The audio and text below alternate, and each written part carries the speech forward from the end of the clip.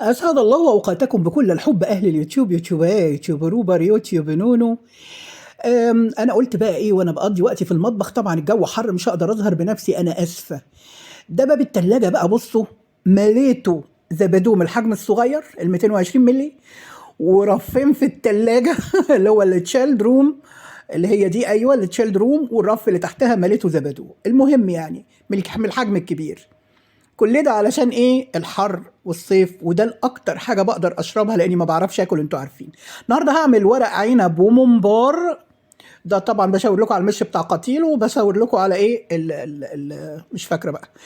المهم يعني، فطبعا انا حبيت ان انا اشارككم يومي. شربت قهوتي وهعمل بقى الممبار والحاجات دي، ويلا تابعوا معايا، وهاخد كده زبادو توت، ويلا بينا. ويا حبيباتي بقى، بعد القهوة والكلام اللطيف ده كله، هنبتدي نعمل فرشة حلة ورق العنب. قهوة بقى وحاجات لطيفة. هنعمل فرشة ورق العنب. هنقطع الطماطم سلايسز زي ما انتم شايفين كده. انا في العادي والطبيعي لو هعمل سلطة، هعمل حاجة، بقشر الطماطم، بس لو جامدة بقى ما بقشرهاش، لكن لازم اشيل قلبها ده كله. شايفين ده؟ البذر والقلب ده لازم بشيله. اوكي، ولو هعصرها لازم اقشرها واشيل برضو بذرها. انا ده نظامي يعني، علشان بخاف من البذر وبخاف من الحاجات دي، انا بالذات عشان شايله المراره، فده مش كويس عشاني. الجو رجع يحرر يا بنات، فتصوير اكل من المطبخ هيبقى شبه يعني بصوا انتحار بجد. فانا متهيألي طماطمتين هيكونوا كفايه انهم يكونوا للفرشه. اعتقد هذا الطماطمتين هيكونوا كفايه. اوكي، اكمل الزبادو بتاعي.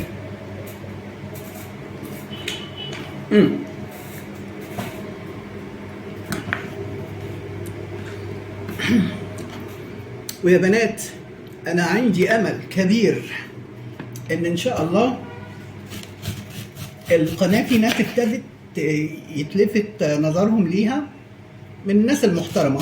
لقيت دخلت لي كام واحده محترمات ما شاء الله. فقد ايه الموضوع لطيف. دي بصلايه كبيره بقطعها سلايسز كده زي ما انتم شايفين.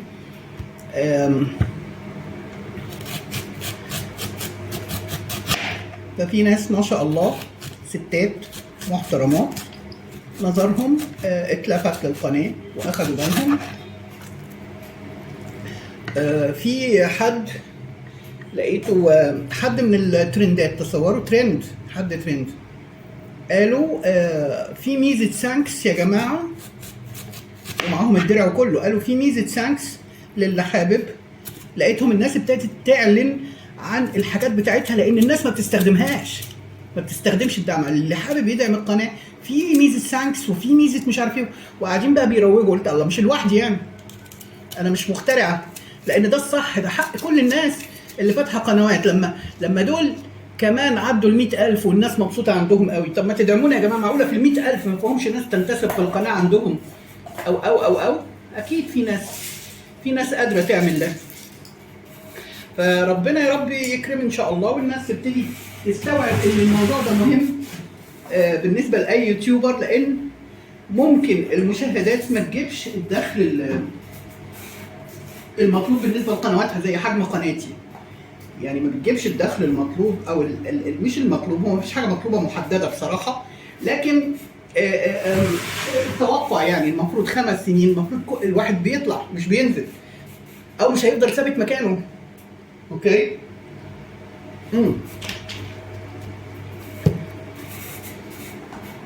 طبعا انا هعمل شوربه. طبعا فاين فودز، انا ما عنديش، انا بس هقطع شويه توم كده. اوكي، وهعمل شويه شوربه. احط عليها ليمون، والثوم ده احطه ما بين رقاقات الورق العنب. يعني هرص مثلا رصه واحط الثوم، عشان الثوم طبعا بيدي طعم حلو في التسويه. ده غير طبعا ان انا زي ما قلت لكم مش قناه طبيخ، فمش هطلع اوريكم تعملوا ازاي ورق العنب، كلكم شاطرين. كلكم تعرفوا تعملوا ورق عنب، بس كل واحده وليها تكاتها، او ليها الطعم اللي بيحبه اسرتها واولادها. على فكره انا ممكن اكون احسن واحده بتطبخ في العالم، اوكي، ولكن دايما اهل البيت اللي مثلا راجل بيحب اكل مراته، الاولاد بيحبوا اكل امهم، فمهما اكلوا اكله هيقولوا ايه؟ اكلها احسن اكل. الا من رحم ربي، يعني انا ابني بيعلنها بجد، بيقول انا باكل اكل حلو في اماكن كتير، يعني باكل اكل حلو بالفعل في اماكن كتير، عند ناس في بيوت في بتاع بتعزم كده، لكن اكل حضرتك مميز، ده حقيقي. اكل حضرتك مميز ومختلف، وده حقيقي، ده انا حابه بقى في اكلي انا، لان ليا تكاتي الحقيقه اللي بحبها. اوكي، وزي ما قلت لكم هيكون اكلنا النهارده ايه؟ بفتيك وورق عنب وممبار بوكس وكمان سمبوسك دي انا بجيبها جاهزه صراحه، السمبوسك دي لاني مش عارفه اعمل الجبنه اللبنانيه المتبله في البيت، حاولت ادور عليها الوصفه دي على النت ما لقيتهاش، فلو حد عرف يجيبها يا ريت، او صدفته يا ريت يبقى يبعتها لي، لان ابني بيحبها وانا بحب اعمل السمبوسك كمان بايدي في البيت. ف اوكي، انا ممكن بقى اعمل له جبنه كيري، ممكن اعمل له جبنه بيضه بالنعناع وشويه زيت الزيتون، ما هو قداميش غير كده. اوكي، ويلا بينا بقى نرص حلتنا وورق عنبنا. يلا بينا نرص البصل الاول. اوكي، زي ما هو، مش هفرطه بقى، زي ما هو كده هرصه.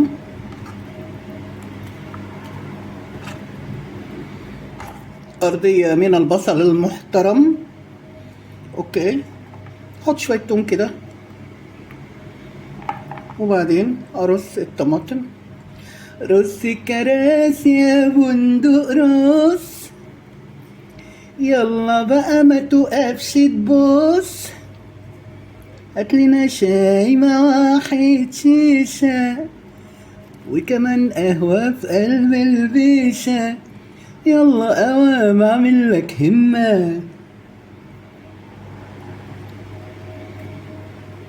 الطماطم ما كفتش، معانا طماطم يا باشا، معانا طماطم تانية يا باشا، ومغسولة وجاهزة وبتاع، عشان اعمل حسابي برضو ايه.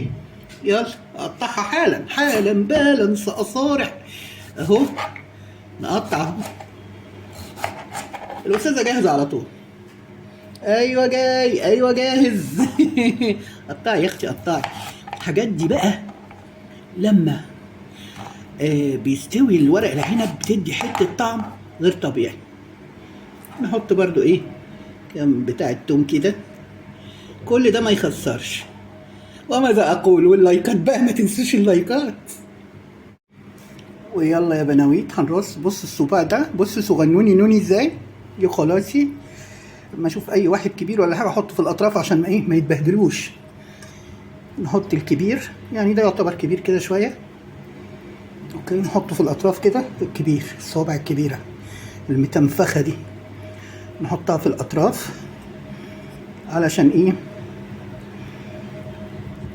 هو يعني الحله مش كبيره، انا عامله ربع كيلو بس، عشان انتوا زي ما انتوا عارفين احنا مش بناكل كتير، وما بيبقى فيه كذا صنف هتبقى الدنيا لطيفه، يعني هيبقى فيه اكل كتير ما شاء الله، فمن كل صنف الواحد بقى هيدوق شويه وخلاص. ده صباع اتقطع. مش اي رصه برضو، مش اي حد يرص ورق عنب يا جماحه يا جماحه، مش اي حد يرص ورق عنب يا ولد. وماذا اقول، ماذا اقول يا استاذه على هذا الجمال. عندي لحمه فليتو كان ممكن احطها معاها، ما عنديش ضاني الحقيقه، انا بحب الضاني معاها، بس عندي لحمه فليتو. قلت لا بقى، ما انا عامله بفتيك، مش لازم كمان احط لحمه، ده انا مش عامله عزومه يعني، فده لينا احنا بس. اوكي، واديكوا عارفين اللحمه بقت غاليه ازاي. 400 جنيه يا مفترين، الواحد كان بيذبح على عيد بطل. طيب ايه بقى، بقينا نجيب لحمه. طيب دلوقتي هنعمل ايه؟ مش هنجيب لحمه. الحمد لله، الحمد لله على كل شيء. كده خلصنا الشويه دول، و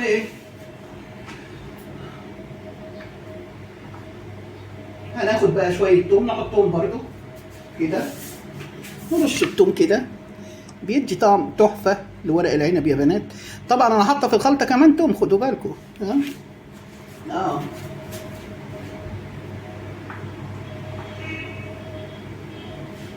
انا حطيت في الخلطه توم اهو، بس كده حلو قوي. نرص الطبقه التانيه تا تا تا تا تا تا اهو، وقولوا لنا بقى بون ابيتي. احلى حاجه لما تكونوا مجهزين الحاجه وعينينها في الفريزر. ده انا كنت حاشياه يا بنات وعيناه في الفريزر. وبرده الممبار كنت حاشياه وسلقته كمان وعيناه في الفريزر. في واحده من فانزاتي قالت لي الله يبارك لك اتعلمت منك الحكايه دي، جيت لما بتزنق او بتاع اطلع الاقي روحي ايه الدنيا سهله. والله الدنيا سهله اصلا، طالما علقه بعلقه، طالما هنلف اللف ورق عنب، يبقى نعمل ايه؟ نقعد بقى ناخد العلقه كلها، ومش لازم يكون يومها اللي هناكل الاكل.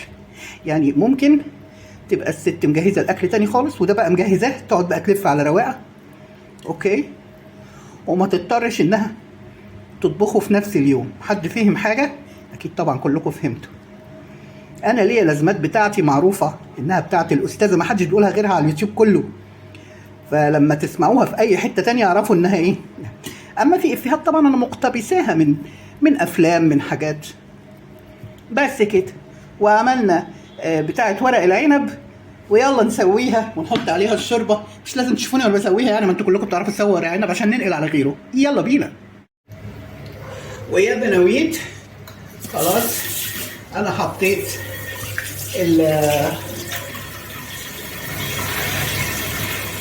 انا بليت ايدي ليه بس؟ عاوز البس الجوانتي بتاع المواعين، بس لا لما تكون مواعين كتير مش هلبس الجوانتي بتاع المواعين، نشيله هنا.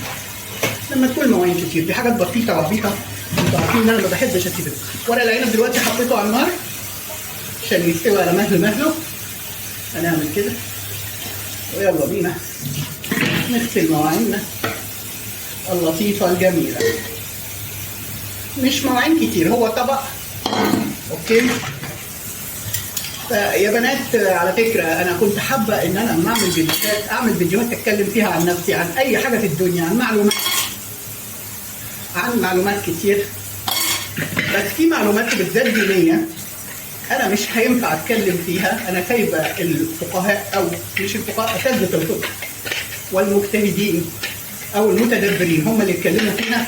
انا هتكلم في حاجات خطوط عريضه ما يحصلش فيها بلبله او شك عند الناس. فانا مش هقدر اتكلم في حاجات دينيه انا سمعتها وشفتها واقتنعت بيها ان في حاجات مغلوطه وداخله علينا غلط في ديننا. فالحمد لله على نعمه البصيره.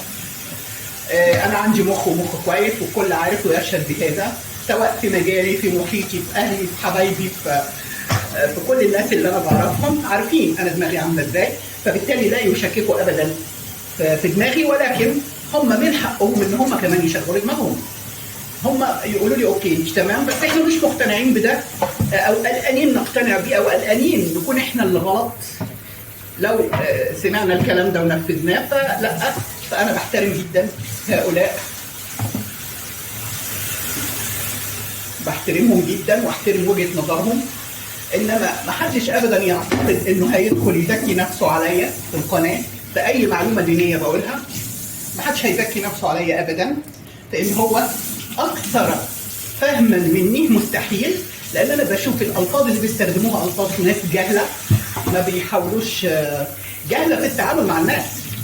عفوا انا مش هجهل حد، لان كل حد له وجهه نظره او ارى الشيء وفهمه بطريقته، ومش هقلل من قلب حد ان يكون حاسس بشيء محدد، اوكي؟ مش هقلل من هذا ابدا. ولكن اهو احلى حاجه ان انا يا بنات قاعده على الكرسي بتاعي. وقولوا لي يا بنات، يعني الفيديو ممكن يبقى شغال معاكم عادي وتتفرجوا عليه عادي، ومفيش اي مشكله من ان انا ما اظهرش او كده، ولا لازم اظهر ولو شويه في الفيديو؟ لان بجد في الحر هيبقى صعب جدا ان انا اعمل لكم فيديوهات فيها قال وقيل واروح واجي واعمل واسوي وكده. انا النهارده بقى عملت عامله غريبه الشكل. من امبارح، مش من امبارح، مش من النهارده بس. كارفور بيعمل لي حد اقصى لطلب الزبادو والرايب، وفي انواع يحطها لي في الطلبات الفوريه اللي بتوصل في خلال 60 دقيقه، وفي حاجات يطلبها لي في توصيل الطلبات بميعاد ودايما بيكون تاني يوم. عملت اللي من امبارح طلبت اوردر عشان النهارده يوصلني الكميه اللي انا عاوزاها ووصلني. حاطط مثلا، هديكم مثلا جبنه مزارع دينا ما لقيتهاش موجوده في التوصيل الفوري.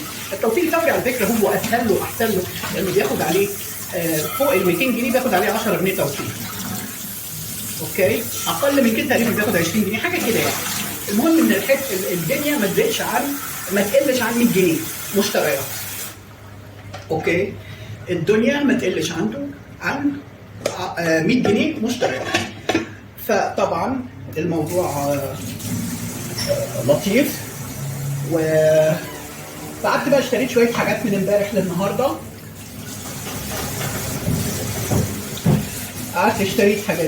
للنهارده. وهبقى اوريها لكم.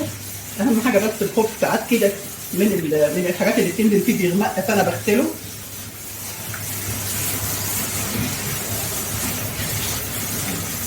اوكي،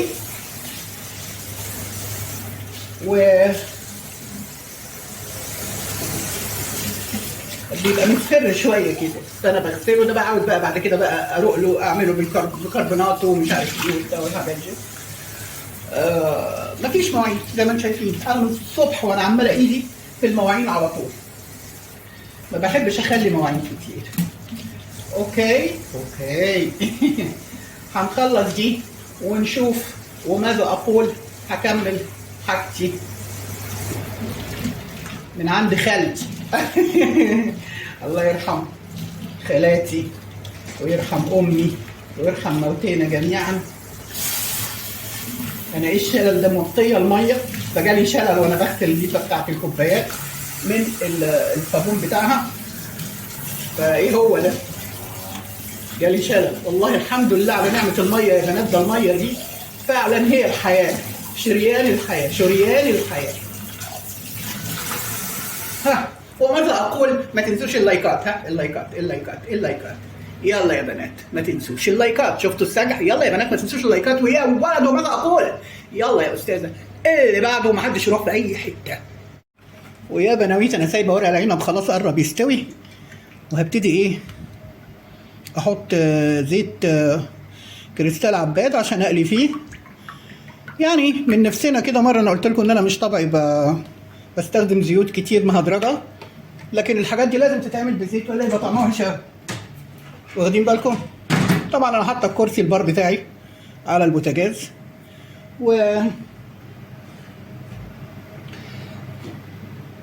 بنات عاوزاكم تكتبوا لي في التعليقات هو اسمه بوتاجاز ولا بوتوجاز، لو سمحتوا تقولوا لي بس عشان ايه. قل ولا تقل، قل ولا تقل، قل بوتاجاز ولا تقل بوتوجاز. بوتوجاز يعني ايه؟ والعتبة جزاز والسلم نايله في نايله وي. العتبة جزاز والسلم نايله في نايله وي. العتبة جزاز والسلم نايله في نايله وي. العتبة جزاز. يا بنتي، ما الاغاني اللي كنا بنسمعها زمان وجايين بنتريق على الاغاني دلوقتي دي؟ مش فاهم يعني. فين ورق الكلينكس عشان اطلع عليه المنبار. اهو المنبار يا بنات. بسم الله ما شاء الله ولا قوه الا بالله. اللهم اجعلنا ما احفظها من الزوال. المنبار بتاع البوبس اللي انتوا عارفينه ده اهو. المنبريه البوبس الجميله المدوره. كيور يقول لك كيور مش كور. هي اسمها كيره ولا كوره؟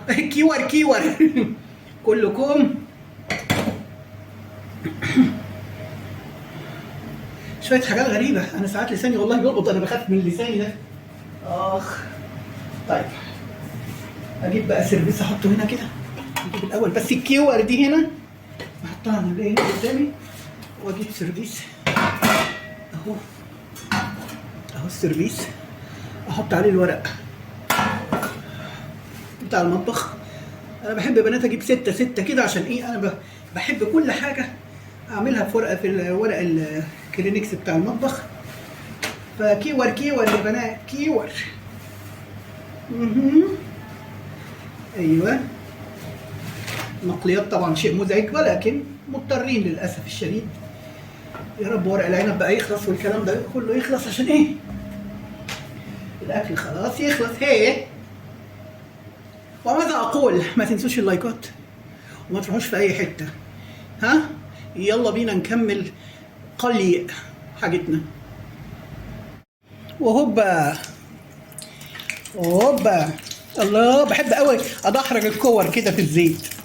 يا ولد يا ولد يا ولد. هاي هاي هاي. اوبا اوبا اوبا اوبا اوبا اوبا. انا جوعت، انا من دلوقتي جوعت. اتفضلوا معانا والله، انا فعلا من دلوقتي جوعت خلاص. انا وحوحت مش جوعت. يلا. الله الله الله. ده ايه الحلاوه والطعمه دي؟ بسم الله ما شاء الله ولا قوه الا بالله. لا اله الا الله.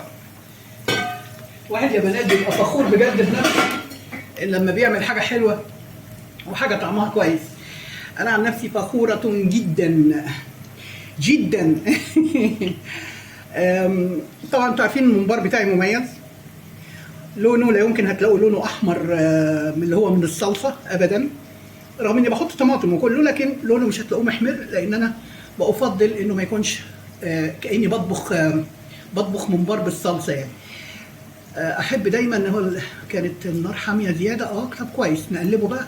ده ما اخدش ثواني اهو يا بنات، ما شاء الله ولا قوه الا بالله.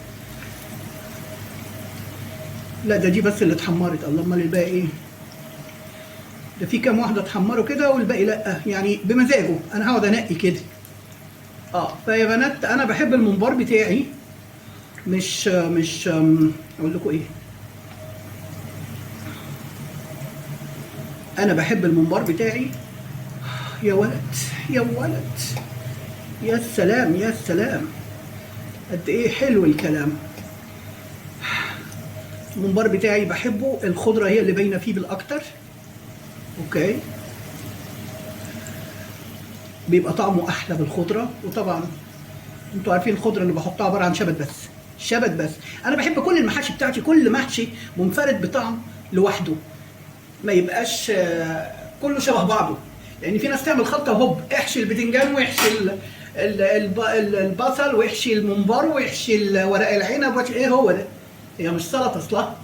وماذا اقول؟ ما تنسوش تحطوا اللايكات يعني، ما تنسوش تحطوا اللايكات. اوكي. ويا بنات امبارح كلمت طنط اللي هي صاحبه مامتي علشان اطمن عليها. الله يكرمها. يعني هي يظهر كبرت وبقت بتتاثر وتعيط كتير وتشتكي من كل الناس. فكلمت واحده حبيبتنا قريبتنا قلت لها ايه اصل الشكوى دي؟ قالت لي ولا حاجه، هي بس صعبانه عليها نفسها والحاله المرضيه اللي هي فيها، فما حدش بيضايقها ولا اي حاجه، واولادها كويسين معاهم مفيش اي حاجه. قلت لها طيب خلاص، ده انا كنت هظلم ولادها. قالت لي لا لا لا، واخدين بالهم منها وبيعاملوها كويس وكل حاجه. قلت لها طب الحمد لله الحمد لله، برضه الواحد لما يجي على كبره اولاده مش هيعذبوه يعني. قالت لي بالظبط. بس قلت لها وبعدين ابنها بالذات اللي كان معاها ده اللي قلت لكم ابن صاحبه مامتي ده كان يعتبر اخويا يعني، احنا كنا اصحاب جدا. فانا استغربت انه ممكن يكون مزعل مامته لان هو انسان كويس. قالت لي لا هو كويس ومفيش اي حاجه خالص وكويسين. وقريبتي طمنتني. قلت لها انا عاوزه بس اطمن عليها انها كويسه، لان الحاله النفسيه مهمه جدا لمريض الكانسر وانتوا عارفين الكلام ده. والله يا رب يكرمها بطريقته. انا ما اعرفش يعني، ربنا ليه حكمه ما اعرفش الحقيقه. وربنا يشفي كل مريض شفاء لا يغادر سقما، وانا من ضمن الناس. كان دكتور، رحت للدكتور عظام، نسيت اقول لكم. رحت للدكتور عظام عشان يشوف لي الدنيا. قال لي لا انت تروحي المخ واعصاب.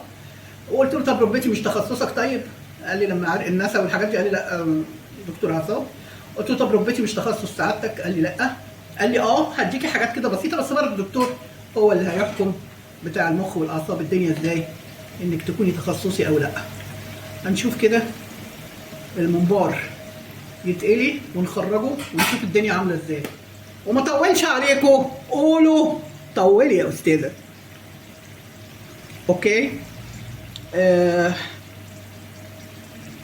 ان شاء الله البريمير ده يعجبكم باذن الله. ولسه هعرض عليكم كمان شويه حاجات كده حبشتكنات جبتها من كارفور. انا بحب كارفور. اديكم شايفين كميه الزبادو اللي جبتها رهيبه، زبادو رهيب مش ممكن على الكميه، رهيبه يعني. الحمد لله، يا رب اجعلها بالشفاء. بس اصلا يا بنات هقول لكم حاجه، الحاجات دي احنا بنشرب ببطء، لكن ساعات بيعدي عليا ناس صنايعي ضيفه ببقى عاوزه اطلع لهم، بيفضلوا جدا انهم يشربوه. سبحان الله، حبوه يعني، بيحبوه، وهم اتعودوا ان انا دايما عندي المشروب ده. فاجي اقول لهم تشربوا ايه يبصوا لي ويضحكوا عشان عارفين انا هشربهم ايه. فما شاء الله ولا قوه الا بالله. الممبار اهو يا بنات بيبتدي او مش بيبتدي، خلاص اهو اتحمر واتحمر وبقى لذيذ ولطيف. اخرجه وراجع لكم تاني، ما تروحوش اي حته.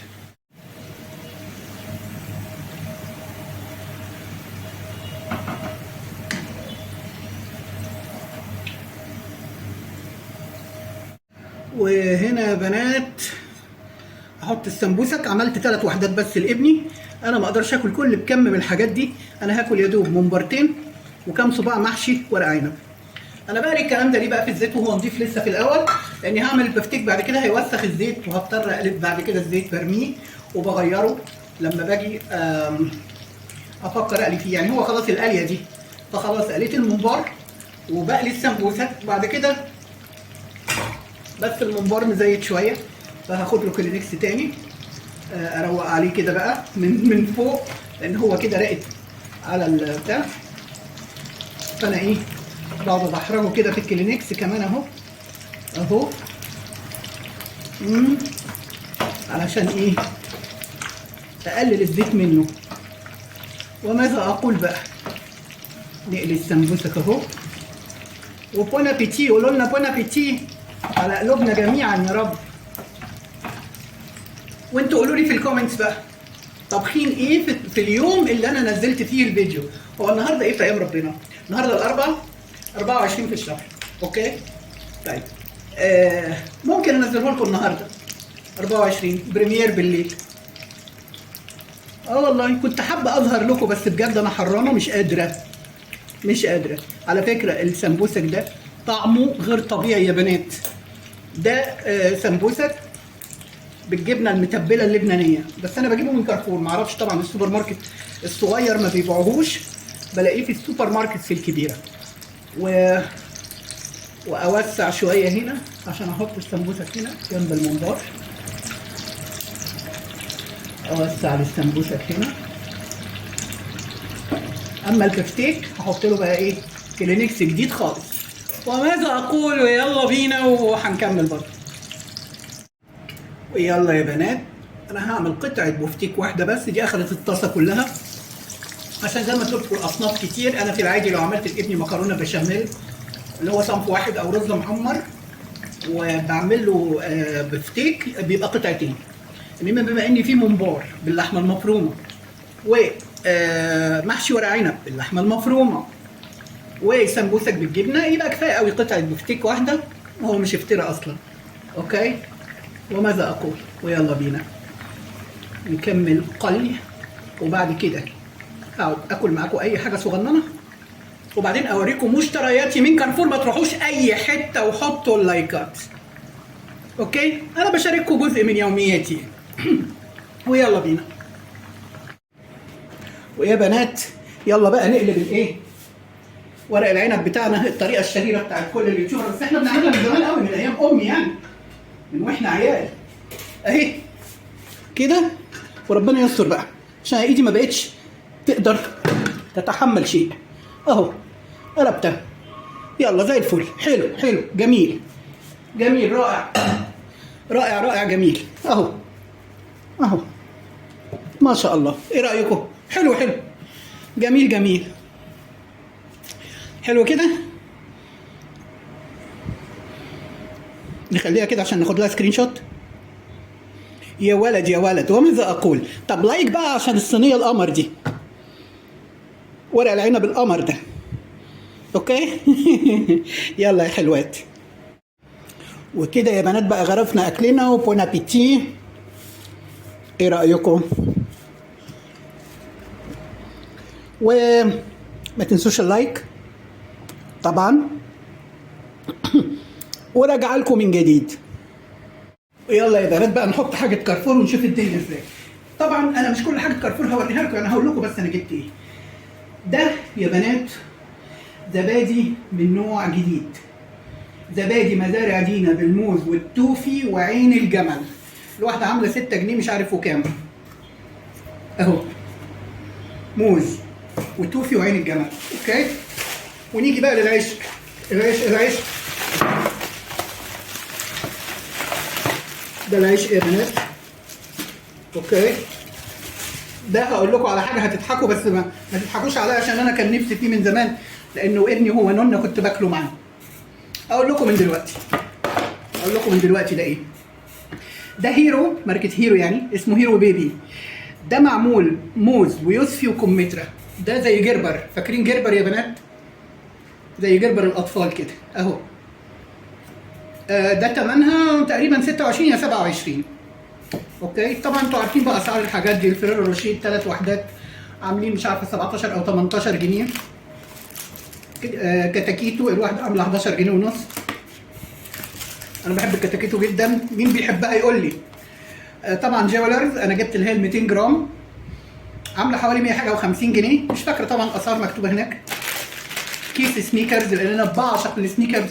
لو تفتكروا من 3 سنين يا بنات او 4 سنين، 4 سنين بالظبط، كنت صورت انا وصحباتي كانوا معايا في العربيه، كنا في المهندسين بنتعشى، وبعد كده رحنا اون ذا ران في محطه بنزين اللي هي موبيل اللي موجوده في البطل احمد عبد العزيز، عشان كنت عاوزه اجيب لهم شوكولاته. انا اللي فاجئتهم يعني، جبت لهم سنيكرز. ليه؟ لان احنا كنا عاشقين للشوكولاته كلنا.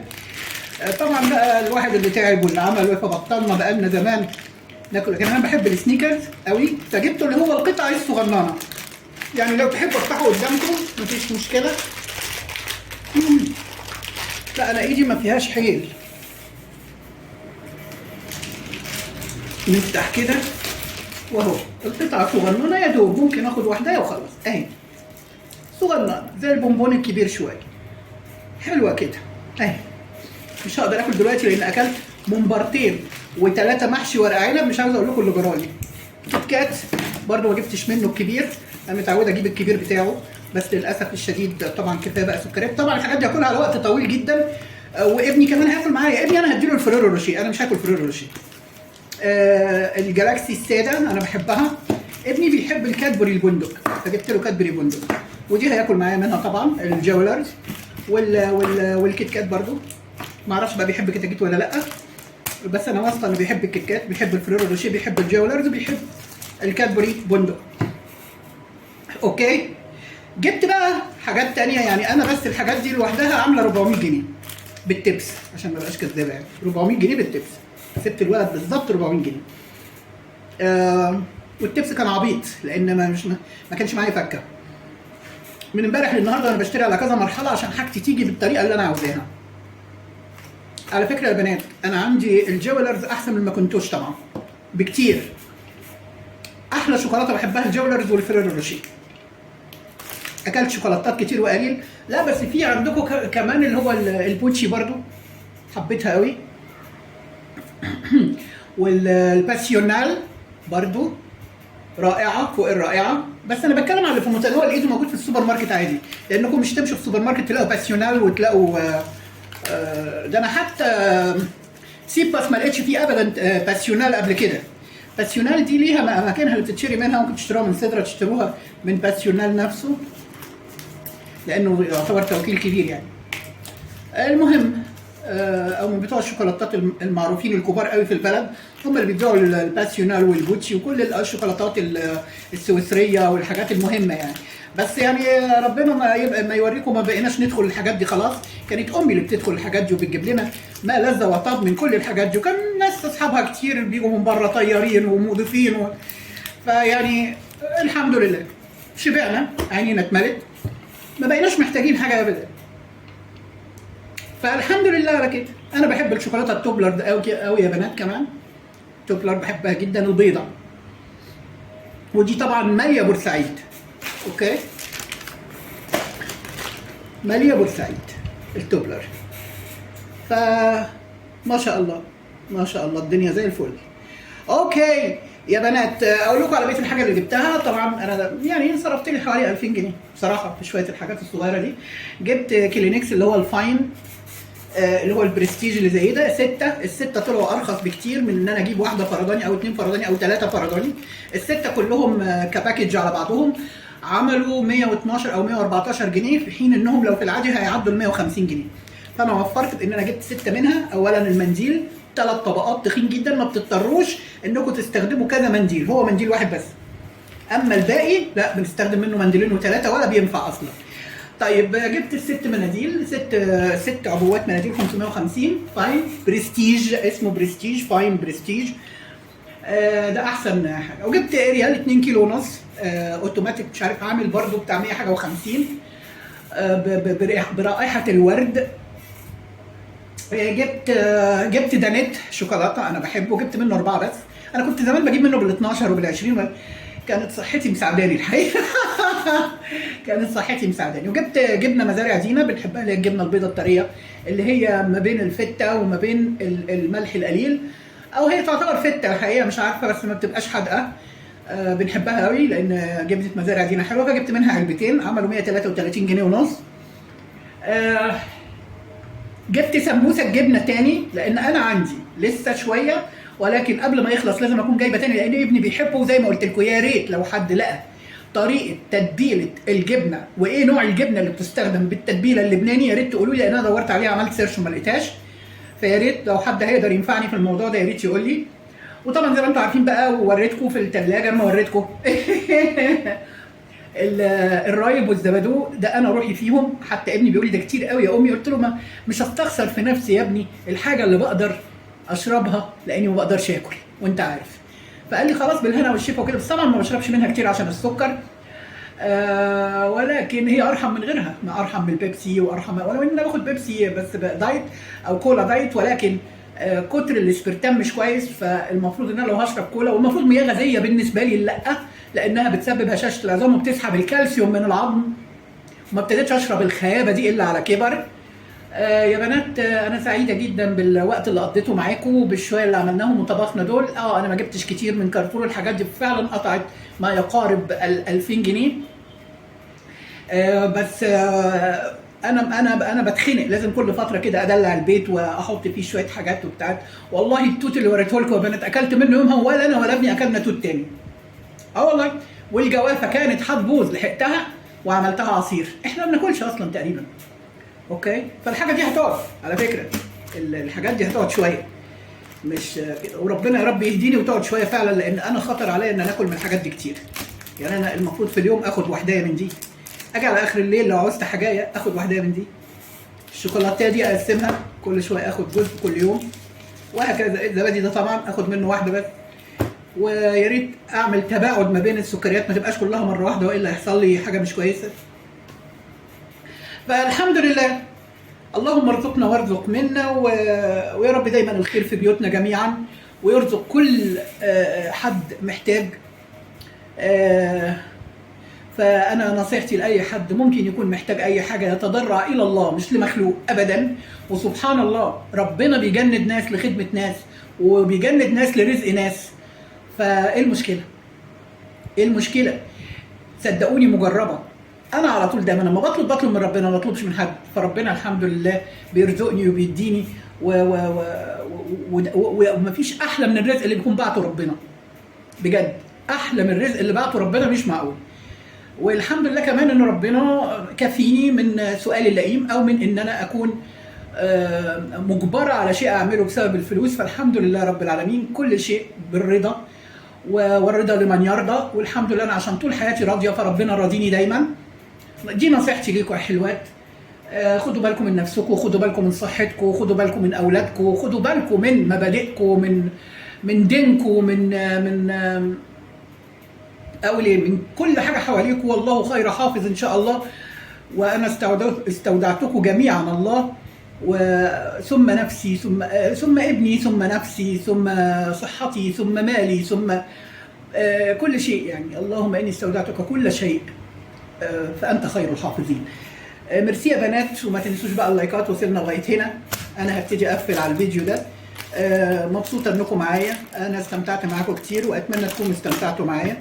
فتحت نفسكم على حاجات كتير انا عارفه، بس للاسف الشديد سياسه يوتيوب من وقت لاخر في ناس بتحب تشوف الكلام ده. انا عارفه انكم كحبيباتي ولا يفرق معاكم الكلام ده كله، تحبوا تشوفوني انا نفسي او تسمعوا صوتي او تتواجدوا معايا.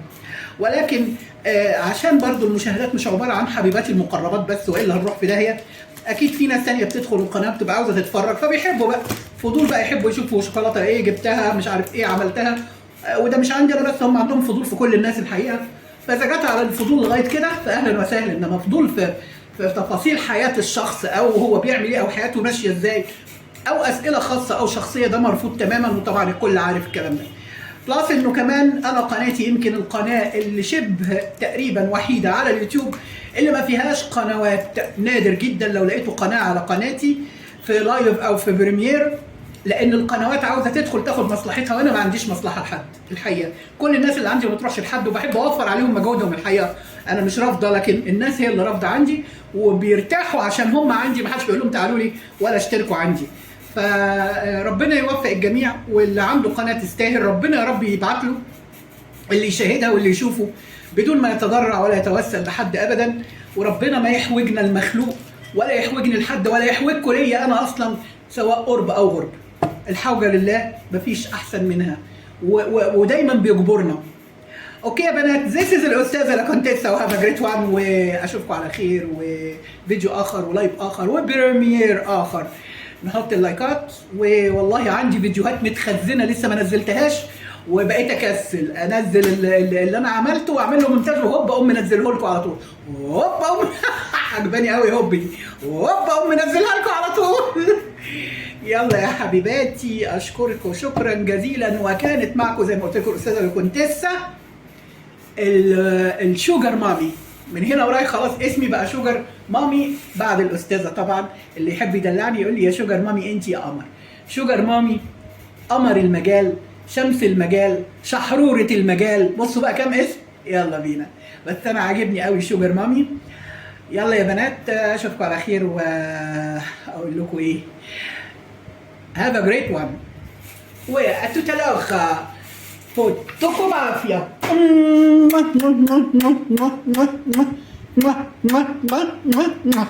ايه رايكم؟ شوفوا كام بوسه، بس الشرف والله ما قصرت، والله ما بخل. يلا بينا، والله كنت بودي اقول لكم اتفضلوا. يلا حبيباتي، اشوفكم على خير، باي باي.